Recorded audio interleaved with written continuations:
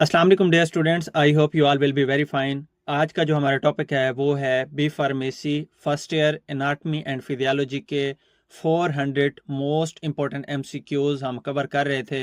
200 MCQs हमने cover कर लिए हैं। उनकी वीडियोस हमारे यूट्यूब चैनल पे मौजूद हैं, आप विज़िट करके देख सकते हैं, अंडरस्टैंड कर सकते हैं।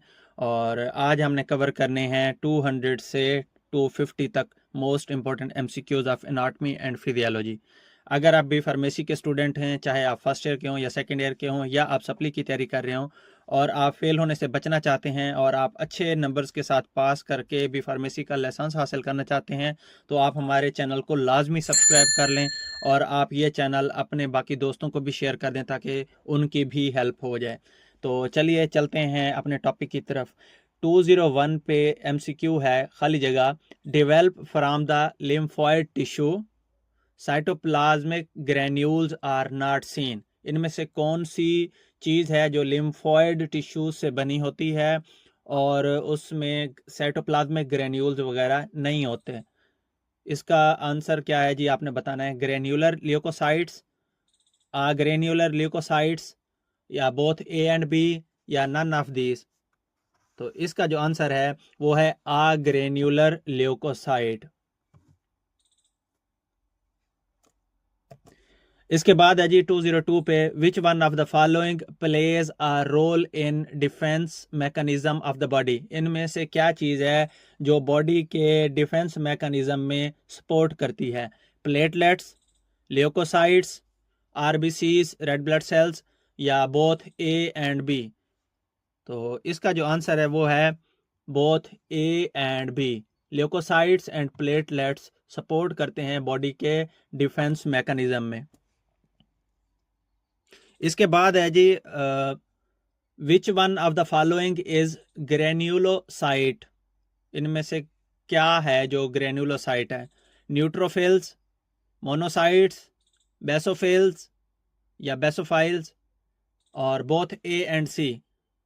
तो इसका जो आंसर है वो है बोथ ए एंड सी, बेसोफाइल्स और न्यूट्रोफिल्स। उसके बाद है जी, which one of the following is a granulocyte.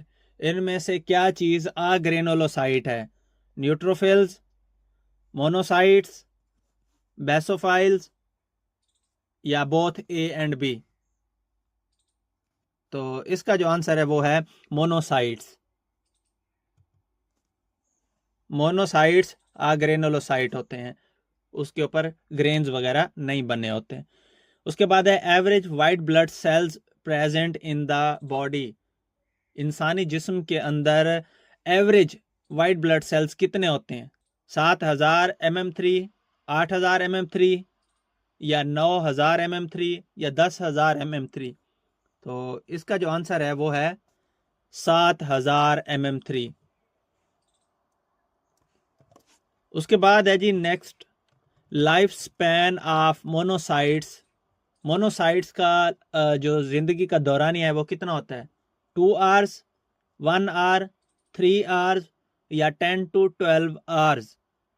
इसका जो आंसर है वो है 10 से 12 घंटे, 10 से 12 आवर्स। मोनोसाइट का लाइफ स्पैन ये होता है।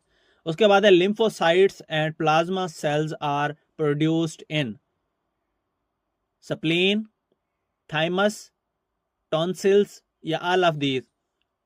लिम्फोसाइट्स और प्लाज्मा सेल्स कहाँ पे बनते हैं? तो इसका जो आंसर है ऑल ऑफ दीज। टॉन्सिल्स में भी बनते हैं, थाइमस में भी बनते हैं, और स्प्लीन में भी बनते हैं। इसके बाद नेक्स्ट है जी, प्लेटलेट्स आर। प्लेटलेट्स की शक्ल किस तरह की होती है? रेगुलर, इर्रेगुलर, या कनकेव शेप, या नन ऑफ दीज। तो इसका जो आंसर है वो है इर्रेगुलर शेप में होते हैं प्लेटलेट्स। उसके बाद है जी, life span of platelets is. Platelets का लाइफ स्पैन, जिंदगी का दौरानिया कितना होता है? 2 से 3 डेज, 6 से 10 दिन, 4 से 9 दिन, या 8 डेज। तो इसका जो आंसर है वो है 4 से 9 दिन, 4 से 9 डेज, 4 to 9 डेज। ठीक है। उसके बाद है जी, platelets normal count in blood is between, platelet normally कितने होते हैं तादाद में ब्लड के अंदर? 1 लाख पर CU-MM, 1,50,000 से लेके 3 लाख पर CU-MM, उसके बाद है 50,000 पर CU-MM, या नन ऑफ दिस। तो इसका जो आंसर है वो है 1.5 लाख से 3 लाख के दरमियान होते हैं ब्लड के अंदर नॉर्मली प्लेटलेट्स। उसके बाद नेक्स्ट है जी, which one of the following is a first step in hemostasis? Hemostasis के अंदर सबसे जो पहला स्टेप होता है वो नीचे जो दिए गए उनमें से कौन सा होता है? Clotting of blood, platelet aggregation, platelet addition, या नन ऑफ दिस। तो इसका जो आंसर है वो है प्लेटलेट्स एडिशन। उसके बाद नेक्स्ट है जी, which one of the following is an indication for platelets transfusion? इनमें से कौन सा प्लेटलेट्स ट्रांसफ्यूजन का इशारा है? Thrombocytopenia, platelets count below 40,000, platelets dysfunction, या ऑल ऑफ दिस। तो इसका जो आंसर है वो है ऑल ऑफ दिस। ये सारे इशारा हैं प्लेटलेट्स ट्रांसफ्यूजन का। उसके बाद है ब्लड कोएगुलेशन के relevant most important MCQs। Prothrombin helps in, prothrombin किस में हेल्प करती है? Fighting against disease, giving red colour to blood, hormone regulations, या ब्लड क्लॉटिंग। तो इसका जो आंसर है वो है ब्लड क्लॉटिंग में ये हेल्पफुल होती है प्रोथ्रोम्बिन। उसके बाद नेक्स्ट है जी, फाइब्रिनोजेन हेल्प्स इन, फाइब्रिनोजेन किस चीज में हेल्प करती है?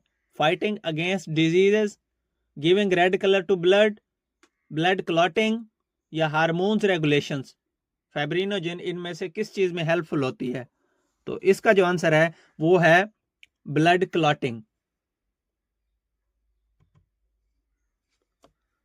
उसके बाद नेक्स्ट है जी, essential element for blood clotting is, इनमें से कौन सा एलिमेंट ब्लड क्लॉटिंग के लिए बहुत जरूरी होता है? क्लोराइड, कैल्शियम, सल्फेट, या फास्फेट। तो इसका जो आंसर है वो है कैल्शियम, ब्लड क्लॉटिंग के लिए बहुत जरूरी होता है। उसके बाद है विच one of the following is a cofactor, इनमें से क्या चीज कोफैक्टर होती है? ठीक है, XII, X, VIII, या VII। तो इसका जो आंसर है वो है VIII। इसके बाद नेक्स्ट है जी, coagulation factor III is fibrinogen, fibrin, thromboplastin, antihemophilic factor. तो इसका जो आंसर है वो है थ्रोम्बोप्लास्टिन। इसके बाद है जी, coagulation factor XI is fibrinogen, start power factor, PSF, या हेजमैन फैक्टर। इसका जो आंसर है वो है हेजमैन फैक्टर। इसके बाद नेक्स्ट है, विच one of the following is vitamin K dependent factor? इस इनमें से कौन सा फैक्टर विटामिन K पे डिपेंडेंट होता है? II, VII, IX, या ऑल ऑफ दिस। तो इसका जो आंसर है वो है ऑल ऑफ दीज। ये सारे फैक्टर विटामिन K पे डिपेंडेंट होते हैं। उसके बाद नेक्स्ट है जी, which one of the following factor prevent coagulation? इनमें से कौन सा फैक्टर कोएगुलेशन को स्टॉप करता है या बचाता है? Addition of thrombin, addition of calcium chloride, warmth, या एडिशन ऑफ हेपरिन। इसका जो आंसर है वो है एडिशन ऑफ हेपरिन। ये ब्लड की कोएगुलेशन को रोकती है। उसके बाद नेक्स्ट टॉपिक है जी ब्लड ग्रुप। ब्लड ग्रुप के हवाले से most important MCQs. The universal donor of ABO blood system are type. इनमें से कौन सा ब्लड ग्रुप यूनिवर्सल डोनर होता है? ठीक है, ABO में से A, B, O या AB। तो इसका जो आंसर है वो है O, यूनिवर्सल डोनर।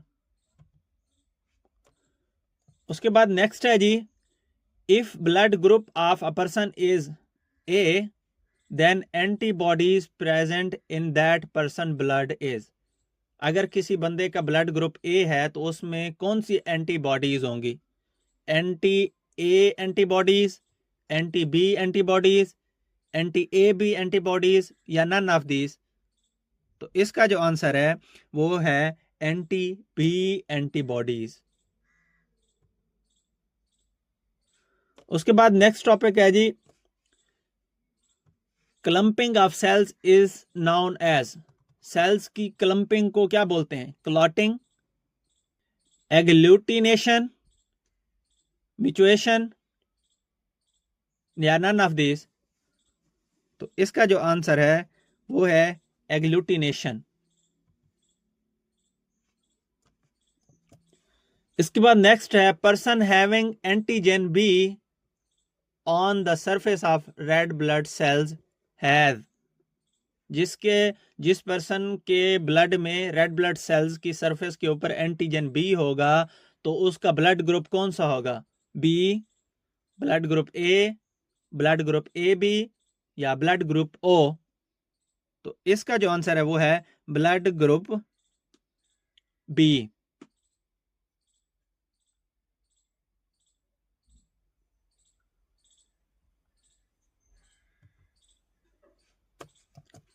उसके बाद है, people have blood group O can receive blood from. जिन लोगों का ब्लड ग्रुप O होता है वो किस ब्लड ग्रुप वाले से ब्लड ले सकते हैं? A, B एंड O या A या B या O। तो इसका जो आंसर है वो है O।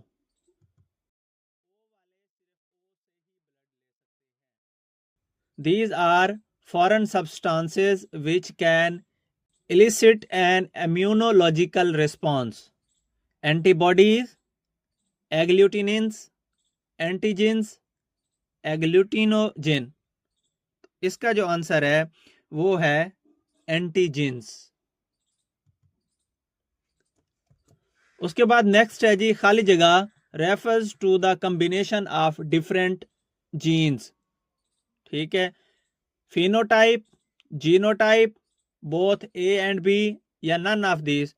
तो इसका जो आंसर है वो है जीनोटाइप। उसके बाद नेक्स्ट है, जीनोटाइप OA या AA produces agglutinogen A, agglutinogen B, agglutinogen A and B या नो एग्लूटिनोजेन। इसका जो आंसर है वो है एग्लूटिनोजेन A। इसके बाद एनाटॉमी एंड फिजियोलॉजी का चैप्टर 4 स्टार्ट हो जाता है जो कि है कार्डियोवैस्कुलर सिस्टम। अब नेक्स्ट कार्डियोवैस्कुलर सिस्टम के हवाले से मोस्ट इंपॉर्टेंट MCQs हम पढ़ेंगे। खाली जगह, is the ability of cell to undergo depolarization. पहला है contractility, refractory period, conductivity, rhythmicity. तो इसका जो बेस्ट आंसर है वो है रिथमिसिटी। उसके बाद नेक्स्ट है जी, cardiac muscle fibers don't contract if the stimulus is. Cardiac fiber muscles कब कंट्रैक्ट नहीं करते? जब स्टिमुलस नॉर्मल हो, अबव थ्रेशहोल्ड हो, सब थ्रेशहोल्ड हो या बोथ A एंड C। तो इसका जो आंसर है सब थ्रेशहोल्ड। जब स्टिमुलस सब थ्रेशहोल्ड हो तब कार्डियक मसल फाइबर्स कंट्रैक्ट नहीं करते। उसके बाद नेक्स्ट है, cardiac muscles contract in the presence of.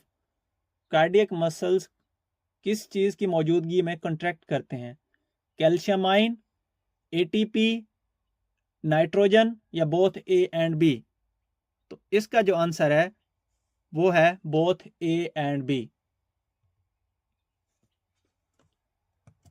इसके बाद नेक्स्ट है there are how many stages of cardiac cycle?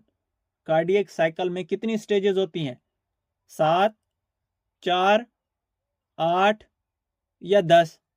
तो इसका जो आंसर है वो है 8। कार्डियक साइकिल में 8 स्टेजेस होती हैं। उसके बाद नेक्स्ट है जी कार्डियक साइकिल अकर्स इन। एक कार्डियक साइकिल कितने सेकंड का होता है? 0.303 सेकंड का, 0.8 सेकंड का, 0.495 सेकंड का या नन ऑफ दिस? तो इसका जो आंसर है वो है 0.8 सेकंड का एक कार्डियक साइकिल होता है और टोटल 8 स्टेजेस होती हैं कार्डियक साइकिल की। उसके बाद नेक्स्ट है जी heart sounds can be heard discovered by. के हार्ट का जो साउंड होता है वो सुना जा सकता है, ये किसने डिस्कवर किया था? विगर ने, लेनिक ने, फ्रैंक स्टार्लिंग ने या नन ऑफ दिस? तो इसका जो आंसर है वो है लेनिक ने दरियाफ्त किया था कि दिल की जो आवाज है उसको हम सुन सकते हैं। Lub sounds peaks at cardiac cycle. Cardiac cycle की कौन से फेज में लब साउंड की आवाज आती है? Protodiastole, atrial systole, maximum ejection period, reduced ejection period? तो इसका जो आंसर है वो है मैक्सिमम इजेक्शन पीरियड। उसके बाद नेक्स्ट है जी हार्ट का सेकंड साउंड कब कब पैदा होता है? जब कौन से वेल्व क्लोज होते हैं? Semi lunar valve, atrium and ventricle valve, aortic and pulmonary valve या बोथ ए एंड सी? तो इसका जो आंसर है वो है both A and C, aortic and pulmonary valve और सेमिल्यूनर वेल्व। इसके बाद नेक्स्ट है when there is excessive turbulence of blood flow in the heart chamber which heart sounds is produced? ठीक है, फर्स्ट, सेकंड, मरमर या नन ऑफ दीज? तो इसका जो आंसर है वो है मरमर। इसके बाद नेक्स्ट है जी खाली जगह is caused bye potentials generated when ventricles depolarized prior to contraction? P wave, QRS complex, T wave या none of these? तो इसका जो आंसर है वो है QRS complex। इसके बाद नेक्स्ट है जी T wave represent atrial depolarization, ventricle depolarization, ventricle repolarization या नन ऑफ दिस? तो इसका जो आंसर है वो है वेंट्रिकल रिपोलराइजेशन। इसके बाद नेक्स्ट है जी voltage generated by T wave is. कितनी वोल्टेज होती है जो टी वेव जनरेट करती है? 0.1 से 0.3 MV, 0.2 से 0.3 MV, 1 MV या नन ऑफ दिस? तो इसका जो आंसर है 0.2 से 0.3 MV। इतनी वोल्टेज टी वेव से जनरेट होती है। उसके बाद है जी next duration of Q T interval is.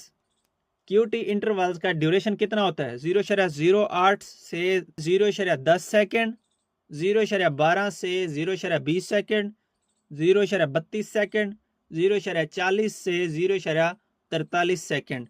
तो इसका जो आंसर है वो है 0.40 से 0.43 सेकेंड।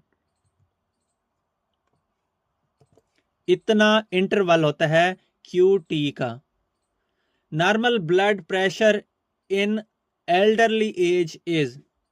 एल्डरली एज में नॉर्मल बीपी कितना होता है? 80 से 90 mmHg, 140 से 150 mmHg, 110 से 120 mmHg या 90 से 110 mmHg?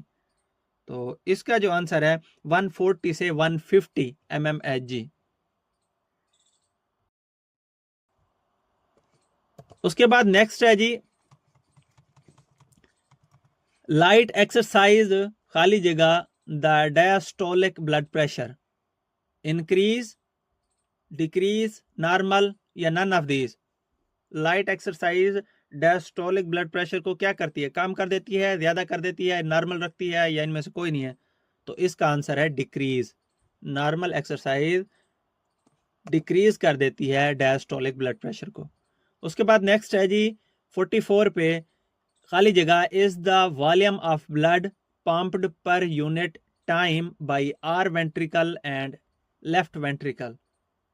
Stroke volume, heart rate, cardiac output या बोथ ए एंड सी। तो इसका जो आंसर है वो है कार्डियक आउटपुट। इसके बाद नेक्स्ट है जी which one of the following factor affecting stroke volume. इनमें से कौन सा फैक्टर है जो कि अफेक्ट करता है स्ट्रोक वॉल्यूम पे। पहला है हार्ट साइज, दूसरा है कंट्रैक्टिबिलिटी, प्रीलोड या ऑल ऑफ दीज। तो इसका जो आंसर है वो है ऑल ऑफ दीज। ये सारे फैक्टर अफेक्ट करते हैं। उसके बाद नेक्स्ट है जी the number of contraction of cardiac ventricles per unit time is called cardiac output, pulse rate, stroke volume या हार्ट रेट। तो इसका जो आंसर है वो है हार्ट रेट। इसके बाद नेक्स्ट है जी in hypertension stages systolic BP is. Hypertension stages में सिस्टोलिक बीपी कितना होता है? 120 से 139 mmHg, 140 से 159 mmHg, 160 और higher, both B and C. तो इसका जो आंसर है बोथ बी एंड सी, यानी कि 140 से ऊपर ही होता है हाइपरटेंशन स्टेजेस में। उसके बाद नेक्स्ट है complete loss of blood is called desanguination, स्टिमल, एक्ससैंग्विनेशन, इनफ्रैक्शन। तो इसका जो आंसर है वो है एक्ससैंग्विनेशन। इसके बाद नेक्स्ट है diameter of capillaries are. Capillaries का डायमीटर कितना होता है? 18 mm, 5 माइक्रोमीटर, 30 mm या नन ऑफ दीज। तो इसका जो आंसर है वो है 5 माइक्रोमीटर होता है कैपिलरीज का डायमीटर। इसके बाद नेक्स्ट है जी tunica externa is made up of. Tunica externa किस चीज से बनी होती है? स्मूथ मसल से, एंडोथीलियल मसल से, इलास्टिन एंड कोलेजन से या नन ऑफ दीज। तो इसका जो आंसर है वो है इलास्टिन एंड कोलेजन से। आज के टॉपिक में जो हमारे 50 MCQs थे वो हमने कवर कर लिए। आई होप आपको ये 50 MCQs अच्छे से समझ आ गए होंगे और याद भी हो गए होंगे। अगर अभी तक आपने हमारे चैनल को सब्सक्राइब नहीं किया तो आप हमारे चैनल को लाजमी सब्सक्राइब कर लें, और इन MCQs से जो पिछले MCQs हैं उनकी वीडियोस भी हमारे यूट्यूब चैनल पे मौजूद हैं। आप विज़िट करके उनको भी याद कर सकते हैं, और आप हमारे चैनल को भी सब्सक्राइब कर लें और आप अपने बाकी दोस्तों को भी ये हमारा चैनल शेयर कर दें। मिलते हैं अगले MCQs कवर करने के लिए अगली वीडियो में। Thank you so much. अल्लाह हाफिज़।